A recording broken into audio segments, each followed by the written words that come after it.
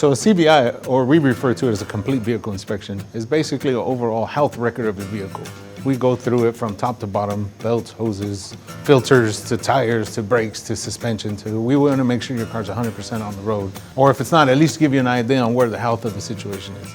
It's like a physical. Kind of like when you go to the doctor and you want to have a checkup and he tells you, you might want to keep an eye on this. We may not find anything, and that's good, but we also might find something that needs to be addressed that you don't even know about. How often do you really take your own tires off? Check your own fluid. That's what we're here for. That's the complete care I want to give the customer. Verify my work, make sure I'm not just blowing smoke. That customer can trust that we're doing a complete checkout of their vehicle. Complete means 100%. We want to make sure everything is 100%, keeping you safe on the road and not leaving you stranded somewhere.